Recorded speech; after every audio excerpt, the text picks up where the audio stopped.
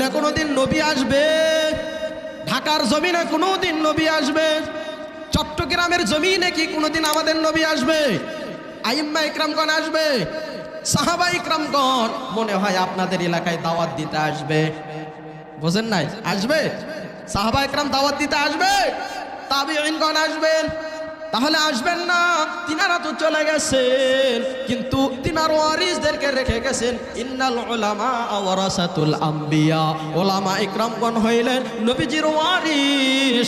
নবী নাই, সাহাবী নাই, তাবিঈনগণ নাই, ইমামগণ নাই, কিন্তু একদল তিনার ওয়ারিসদেরকে রেখে গিয়েছেন। আল্লাহ কোরআনে বলেন, ইন্নামা ইয়াখশাল্লাহা মিন ইবাদিহিল উলামা, আমার বান্দাদের মধ্য থেকে যারা আলেম, আমার বান্দাদের মধ্য থেকে যারা মুফতি, আমার বান্দাদের মধ্য থেকে যারা মুহাদ্দিস, আমার বান্দাদের মধ্য থেকে যারা ফকিহ, আমার বান্দাদের মধ্য থেকে যারা বড় জবরদস্ত আলেম আল্লাহওয়ালা ও দুনিয়ার মানুষ,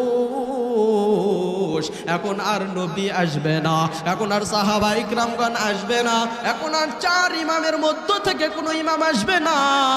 তোমরা যদি বগুড়ার যত বড় বড় আলেম, সারা দুনিয়ার মধ্যে যত বড় বড় আলেম আছে, তোমরা তাদেরকে যদি মহাব্বত করো, তাদেরকে যদি ভালোবাসো, তাদের কথা অনুযায়ী যদি চলো, আমল করার যদি চেষ্টা করো, আল্লাহ বলেন, নবীজি বলেন, যারা আমার বন্ধু আলেমদেরকে ভালোবাসে তারা মূলত আমি নবীকেই ভালোবাসে। জোরে বলি আল্লাহু আকবার।